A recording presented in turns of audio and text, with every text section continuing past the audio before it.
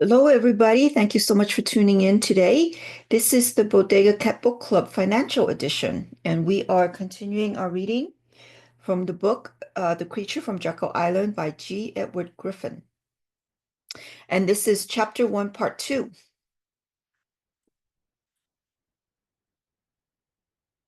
So let me move the camera in a little bit so you guys can see better. And we'll be starting in Chapter 13 today. Okay. All right, here we go. The Spectre of Bank Failure. The greatest threat, however, came not from rivals or private capital formation, but from the public at large in the form of what banks call a run on the bank.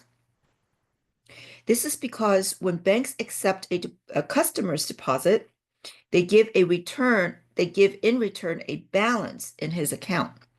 This is the equivalent of a promise to pay back the deposit anytime he wants. Likewise, when another customer borrows money from the bank, he also is given an account balance, which usually is withdrawn immediately to satisfy the purpose of the loan. This creates a ticking time bomb because at that point, the bank has issued more promises to pay on demand than it has money in the vault. Even though the depositing customer thinks he can get his money anytime he wants, in reality, it has been given to the borrowing customer and no longer is available at the bank. The problem is compounded further by the fact that banks are allowed to lend even more money than they have received in deposit. The mechanism for accomplishing this seemingly impossible feat will be described in a later chapter, but it is a fact of modern banking that promises to pay often exceed savings deposits by a factor of 10 to 1. I think it's 20 to 1 now, or it might be more, I don't remember now, in 2025. And because only about 3% of these accounts are actually retained in the vault in the form of cash, the rest having been put into even more loans and investments, the bank's promises exceed its ability to keep those promises by a factor of over 300 to 1. Here's a footnote on that. Another way of putting it is that their reserves are underfunded by over 33,333%. Ah, interesting number. 10 to 1 divided by 0.03 equals 333 to 1. That divided by 0.01 equals 33,333%. As long as only a small percentage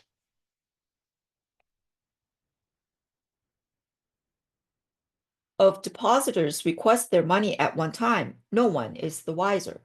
But if public confidence is shaken, and if more than a few percent attempt to withdraw their funds, the scheme is finally exposed.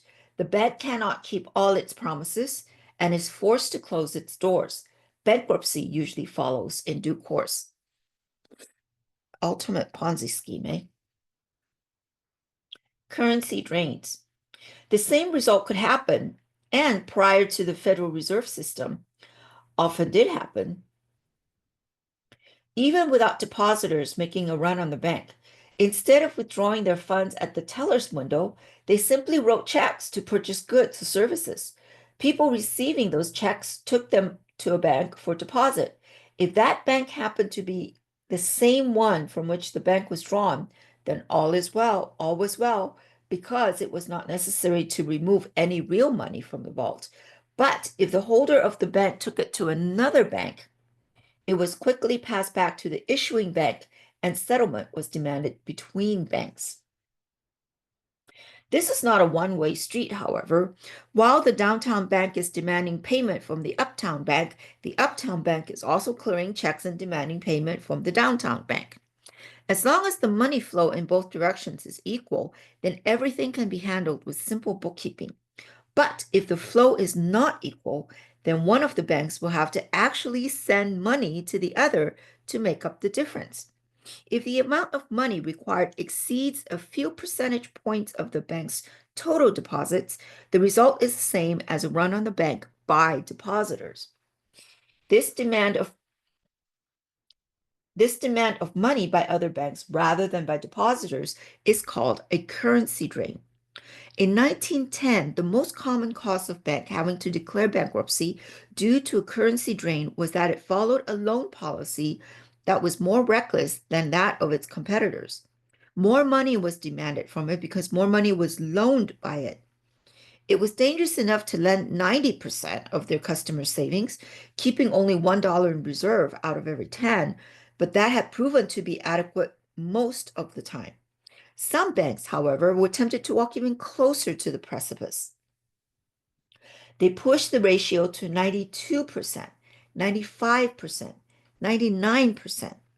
After all, the way a bank makes money is to collect interest, and the only way to do that is to make loans. The more loans, the better. And so there was a practice among some of the more reckless banks to loan up, as they call it, which was another way of saying to push down the reserve ratios. A banker's utopia. If all banks could be forced to issue loans in the same ratio to their reserves as other banks did, then regardless of how small that ratio was, the amount of the amount of checks to be cleared between them would balance in the long run. No major currency drains would ever occur. The entire banking industry might collapse under such a system, but not individual banks, at least not those that were part of the cartel. All would walk the same distance from the edge, regardless of how close it was. Under such uniformity, no individual bank could be blamed for failure to meet its obligations. The blame could be shifted instead to the economy or government policy or interest rates or trade deficits or the exchange value of the dollar or even to the capitalist system itself. I think they've used all that blame. But in 1910, such a banker's utopia had not been created. If the downtown bank began to lend at a greater ratio to its reserves than its competitors, the amount of checks which would come back to it for payment also would be greater. Thus, the bank which pursued a more reckless lending policy had to draw against its reserves in order to make payments to the more conservative banks. And when those funds were exhausted, it usually was forced into bankruptcy. Historian John Klein tells us that the financial panics of 1873, 1884, 1893, and 1907 were in large part, an outgrowth of reserve pyramiding and excessive deposit creation by reserve city banks. These panics were triggered by the currency drains that took place in periods of relative prosperity when banks were loaned up. And this was from C. Vera C. Smith, The Rationale of Central Banking, London, P.S. King and Son, page 1936, page 36. In other words, the panics and resulting bank failures were caused not by negative factors in the economy, but by currency drains on the banks which were loaned up to the point where they had practically no reserves at all. The banks did not fail because the system was weak. The system failed because the banks were weak.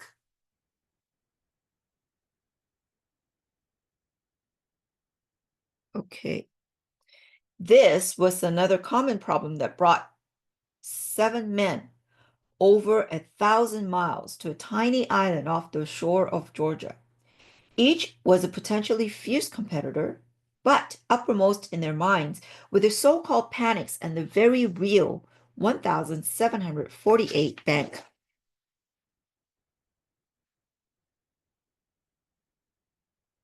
bank failures of the preceding 2 decades. Somehow they had to join forces. A method had to be devised to enable them to continue to make more promises, to pay on demand than they could keep. To do this, they had to find a way to force all banks to walk the same distance from the edge. And when the inevitable disasters happen, to shift public blame away from themselves by making it appear to be a problem of the national economy rather than of private banking practice. The door then could be opened for the use of tax money rather than their own funds for paying off the losses. Here then were the main challenges that faced that tiny but powerful group assembled on Jekyll Island. Number one, how to stop the growing influence of small rival banks and to ensure that control over the nation's financial resources would remain in the hands of those present. Number two, how to make the money supply more elastic in order to reverse the trend of private capital formation and to recapture the industrial loan market. Number three, how to pool the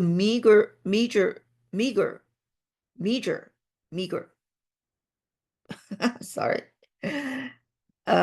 Number three, how to pool the meager reserves of the nation's banks into one large reserve so that all banks would be motivated to follow the same loan to deposit ratios.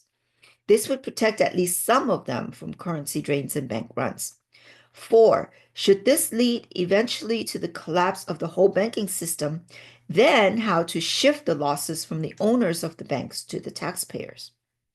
The cartel adopts a name. Everyone knew that the solution to all these problems was a cartel mechanism that had been devised and already put into similar operation in Europe. As with all cartels, it had to be created by legislation and sustained by the power of government under the deception of protecting the consumer.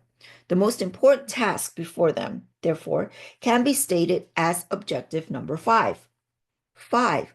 How to convince Congress that the scheme was a measure to protect the public. The task was a delicate one. The American people did not like the concept of a cartel. The idea of business enterprises joining together to fix prices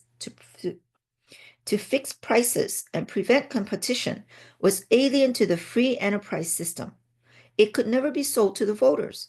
But if the word cartel was not used, if the venture could be described with words which are emotionally neutral, perhaps even alluring, then half the battle would be won. First decision, therefore, was to follow the practice adopted in Europe.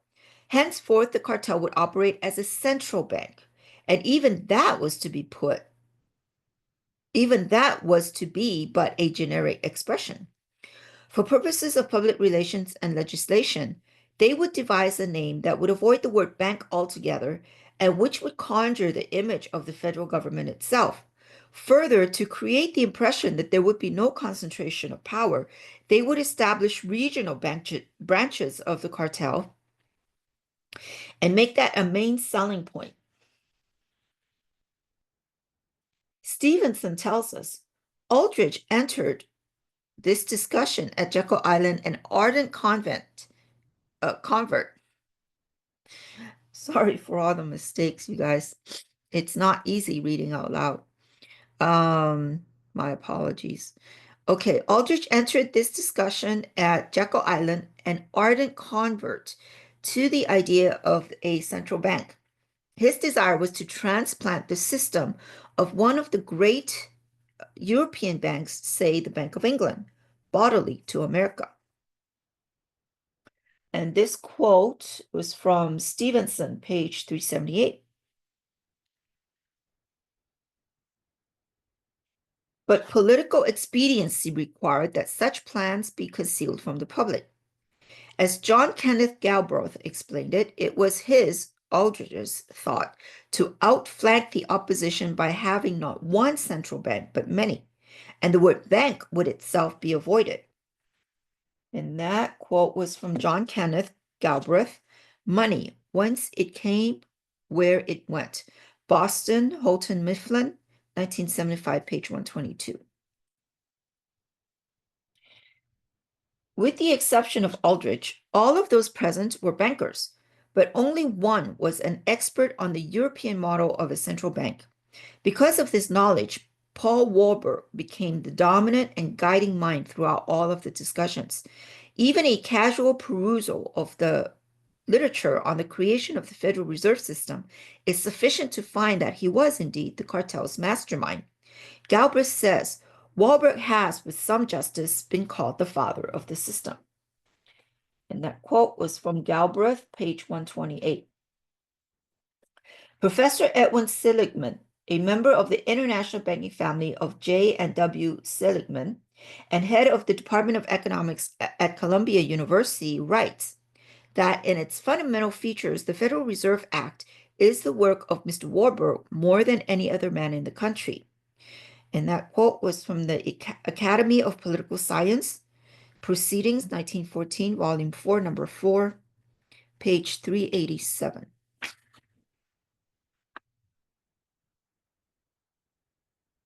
The real Daddy Warbucks. Paul Moritz Warburg was a leading member of the investment banking firm of M. Warburg and Company of Hamburg, Germany, and Amsterdam, the Netherlands. He had come to the United States only 9 years prior to the Jekyll Island meeting. Soon after arrival, however, and with funding provided mostly by the Rothschild Group, he and his brother Felix had been able to buy partnerships in the New York investment banking firm of Kuhn, Loeb and Company, while continuing as partners in Warburg of Hamburg. And that was from Anthony Sutton, Wall Street and FDR, New Rochelle, New York, Arlington House, 1975, page 92.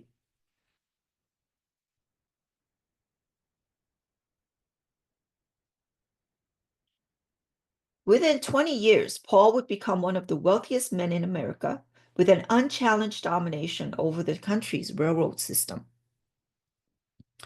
At this distance in history, it is difficult to appreciate the importance of this man. But some understanding may be had from the fact that the legendary character, Daddy Warbucks, in the comic strip Little Orphan Annie was a contemporary commentary on the presumed benevolence of Paul Warburg and his almost magic ability to accomplish good through the power of his unlimited wealth. The third brother, Max Warburg, was the financial advisor of the Kaiser, who became director of the Reichsbank in Germany. This was, of course, a central bank, and it was one of the models used in the construction of the Federal Reserve System.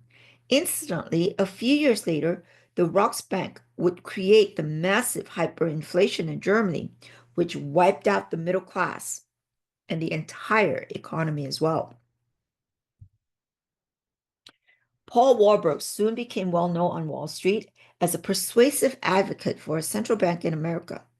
3 years before the Jekyll Island meeting, he had published several pamphlets. One was entitled Defects and Needs of Our Banking System, and the other was a plan for a modified central bank. These attracted wide attention in both financial and academic circles and set the intellectual climate for all future discussions regarding banking legislation. In these treatises, Warburg complained that the American monetary system was crippled by its dependency on gold and government bonds, both of which were in limited supply. What America needed, he argued, was an elastic money supply that could be expanded and contracted to accommodate the fluctuating needs of commerce. The solution, he said, was to follow the German example whereby banks could create currency solely on the basis of commercial paper, which is banker language for IOUs from corporations. Warburg was tireless in his efforts. He was a featured speaker before scores of influential audiences and wrote a steady stream of published articles on the subject. In March of that year, for example, the New York Times published an 11-part series written by Warburg explaining and expounding what he called the federal bank. Expounding what he called the Reserve Bank of the United States. And this was found in C.J. Lawrence Laughlin, The Federal Reserve Act, Its Origin and Problems, New York, Macmillan, 1933, page 9. The message was plain for those who understood. Most of Warburg's writing and lecturing on this topic was eyewash for the public to cover the fact that the central bank is merely a cartel which has been legalized. Its proponents had to lay down a thick smokescreen of technical jargon, focusing always on how it would supposedly benefit comrades, the public, and the nation, how it would lower interest rates, provide funding for needed industrial projects, and prevent panics in the economy. There was not the slightest glimmer that underneath it all was a master plan which was designed from top to bottom to serve private interests at the expense of the public. This was, nevertheless, the cold reality, and the more perceptive bankers were well aware of it. In an address before the American Bankers Association the following year, Aldrich laid it out for anyone who was really listening to the meaning of his words. He said, "The organization proposed is not a bank, but a cooperative union of all the banks of the country for definite purposes. Precisely, a union of banks." And this quote was found, C. Barry Siegel, Money in Crisis, The Federal Reserve, the Economy and Monetary Reform, Massachusetts, Cambridge, Bollinger, 1984, page 102. 2 years later, in a speech before that same group of bankers, A. Barton Hepburn of Chase National Bank was even more candid. He said, "The measure recognizes and adopts the principles of a central bank. Indeed, if it works out as the sponsors of the law hope, it will make all incorporated banks together joint owners of a central dominating power. And that is about as good a definition of a cartel as one is likely to find." And this quote was found in, quoted by Colco, Triumph, page 235. In 1914, 1 year after the Federal Reserve Act was passed into law, Senator Aldrich could afford to be less guarded in his remarks. In an article published in July of that year in a magazine called The Independent, he boasted, before the passage of this act, the New York bankers could only dominate the reserves of New York. Now we are able to dominate the bank reserves of the entire country. Myth accepted as history. I'm going to take a sip of my coffee here. Okay. The accepted version of history is that the Federal Reserve was created to stabilize our economy. One of the most widely used textbooks on this subject says it sprang from the Panic of 1907. With its alarming epidemic of bank failures, the country was fed up once and for all with the anarchy of unstable private banking. And this was from Paul A. Samuelson, Economics, 8th edition, New York, McGraw-Hill, 1970, page 272. Even the most naive student must sense a grave contradiction between this cherished view and the system's actual performance. Since its inception, it has presided over the crashes of 1921 and 1929, the Great Depression of 29 to 39, recessions in 53, 57, 69, 75, and 81, a stock market Black Monday in 87, and a 1,000% inflation, which has destroyed 90% of the dollar's purchasing power. Boy, that's a great F for me with that kind of a history. Okay, that was all these statistics come from See Money, Banking, and Biblical Ethics by Ronald H. Nash, Doral Journal of Money and Banking, February 1990. Let us be more specific on that last point. By 1990, an annual income of $10,000 was required to buy what took only $1,000 in 1914. And this was, here's a footnote, when one considers that the income tax had just been introduced in 1913 and that such low figures were completely exempt. An income at that time of $1,000 actually was the equivalent of earning $15,400 now, before paying 35% taxes. When the amount now was taken by state and local governments is added to the local bite, the figure is close to $20,000.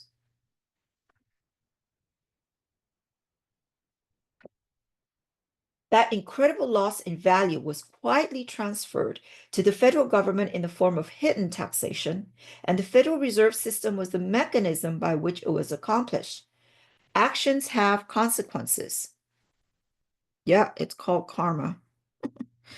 The consequences of wealth confiscation by the Federal Reserve mechanism are now upon us. In the current decade, corporate debt is soaring. Personal debt is greater than before, greater than ever. Both business and personal bankruptcies are at an all-time high. Banks and savings and loan associations are failing in larger numbers than ever before. Interest in the national debt is consuming half of our tax dollars.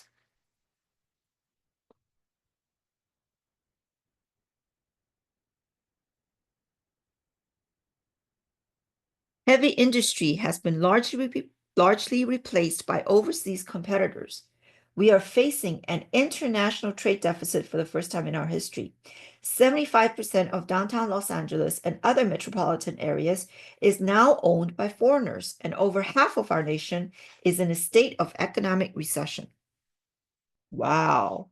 That was in, let's see, when was this book published? It was in 2002, I think it was. First edition was 1914, 1994, sorry. 1994. This is the fifth edition, so this was printed in 2010. Interesting. Let's see that those statistics are even more true today in 2025. All right, anyways, I digress. Okay, first reason to abolish the system. That is the scorecard. 80 years after the Federal Reserve was created, supposedly to stabilize our economy. There can be no argument that the system has failed in its stated objectives. Furthermore, after all this time, after repeated changes in personnel, after operating under both political parties, after numerous experiments in monetary philosophy, after almost 100 revisions to its charter, and after the development of countless new formulas and techniques, there has been more than ample opportunity to work out mere procedural flaws. Kind of makes you wonder if it was intentional that they established that Federal Reserve System and purposely made it to fail, right? Anyways, it is not unreasonable to conclude, therefore, that the system has failed, not because it needs a new set of rules or more intelligent directors, but because it is incapable of achieving its stated objectives. If an institution is incapable of achieving its objectives, there is no reason to preserve it, unless it can be altered in some way to change its capability. That leads to the question, why is the system incapable of achieving its stated objectives? The painful answer is, those were never its true objectives. When one realizes the circumstances under which it was created, when one contemplates the identities of those who authored it, and when one studies its actual performance over the years, it becomes obvious that the system is merely a cartel with a government facade.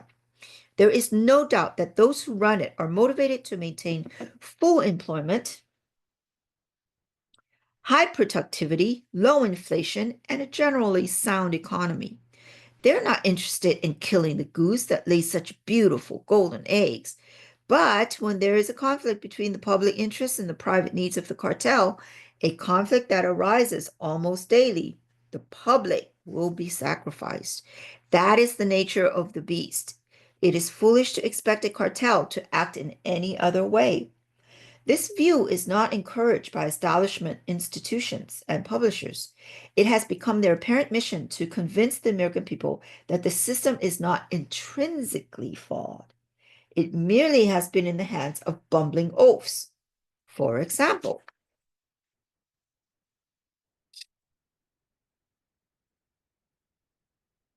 William Greeter was a former assistant managing director for the Washington Post. His book, Secrets of the Temple, was published in 1987 by Simon and Schuster. It was critical of the Federal Reserve because of its failures, but according to Greeter, these were not caused by any defect in the system itself, but were merely the result of economic factors which are so complicated that the good men who have struggled to make the system work just haven't been able to figure it all out. I'm sorry, it just sounds funny when you reading that. But don't worry, folks, they're working on it. Yeah, right. That is exactly the kind of Powerpuff criticism which is acceptable in our mainstream media. Yet, Greeter's own research points to an entirely different interpretation. Speaking of the system's origin, he says, as new companies prospered without Wall Street, so did the new regional banks that handled their funds. New York's concentrated share of bank deposits was still huge, about half the nation's total, but it was declining steadily. Wall Street was still the biggest kid on the block, but less and less able to bully the others. This trend was a crucial fact of history, a misunderstood reality that completely alters the political meaning of the reform legislation that created the Federal Reserve. At the time, the conventional wisdom in Congress, widely shared and sincerely espoused by progressive reformers, was that a government institution would finally harness the money trust, disarm its powers, and establish broad democratic control over money and credit. The results were nearly the opposite. The money reforms enacted in 1913, in fact, helped to preserve the status quo, to stabilize the old order. Money-centered bankers would not only gain dominance over the new central bank, but would also enjoy new insulation against instability and their own decline. Once the Fed was in operation, the steady infusion of financial power halted. Wall Street maintained its dominant position and even enhanced it. That was from Greater, page 275. Anthony Sutton, former research fellow at the Hoover Institution for War, Revolution, and Peace, and also former professor of economics at California State University, Los Angeles. Hey, that's my alumni, Cal State, LA. Provides a somewhat deeper analysis. He writes, Warburg's revolutionary plan to get American society to go to work for Wall Street was astonishingly simple. Even today, economic theoreticians cover their blackboards with meaningless equations, and the general public struggles in bewildered confusion with inflation and the coming credit collapse, while the quite simple explanation of the problem goes undiscussed and almost entirely uncomprehended. The Federal Reserve System is a legal private monopoly of the money system, of the money supply, operated for the benefit of the few under the guise of protecting and promoting the public interest. And this was from Sutton, Wall Street, and FDR, page 94.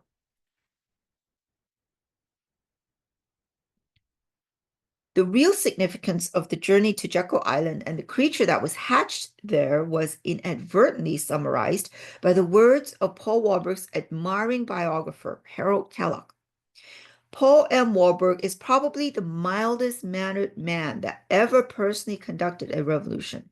It was a bloodless revolution. He did not attempt to rouse the populace to arms. He stepped forth, armed simply with an idea, and he conquered. That's an amazing thing. A shy, sensitive man, he imposed this idea on a nation of 100 million people. Harold Keller, Warburg the Revolutionist, The Century Magazine, May 1915, page 79. How interesting. Even biographers cannot be completely unbiased, isn't it?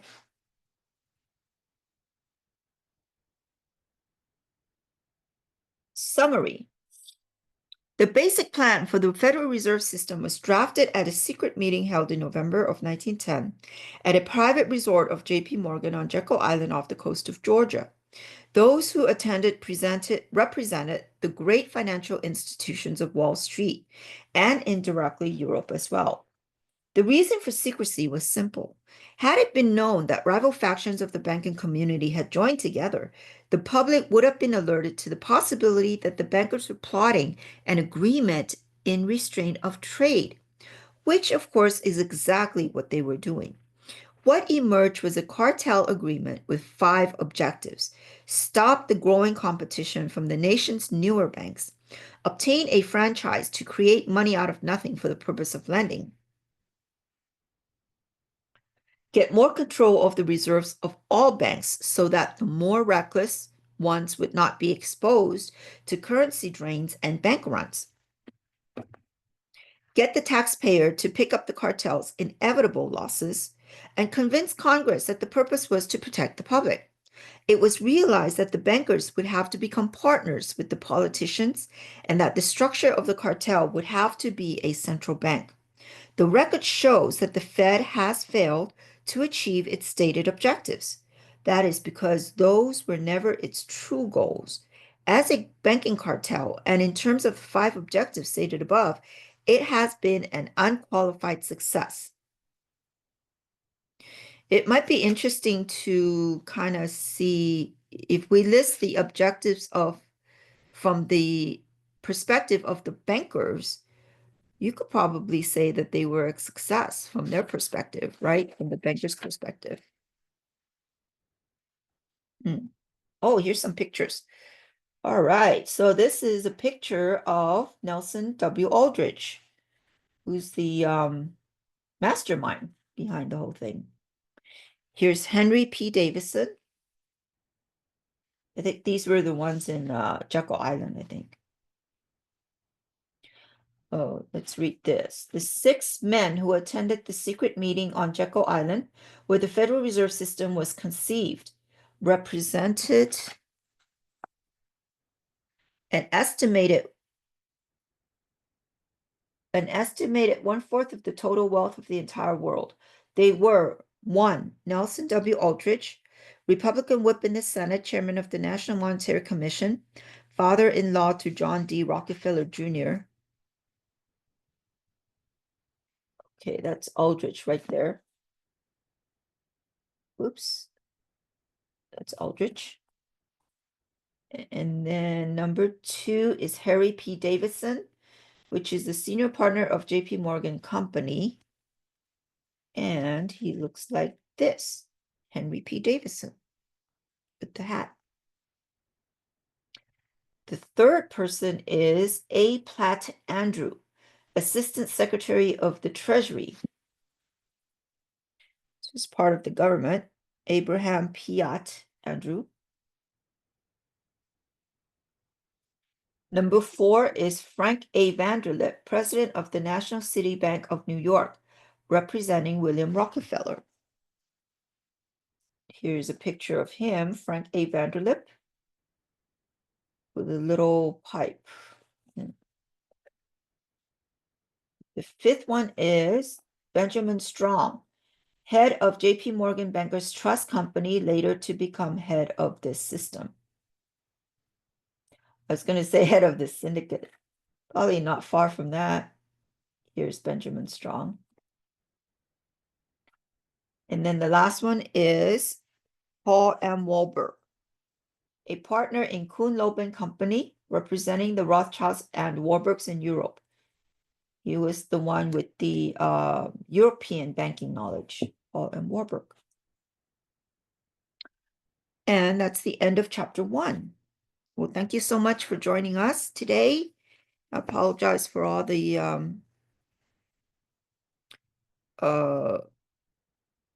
mistakes I made while reading. It's not easy reading out loud. I have a lot of newfound respect, appreciation for voiceovers and actors.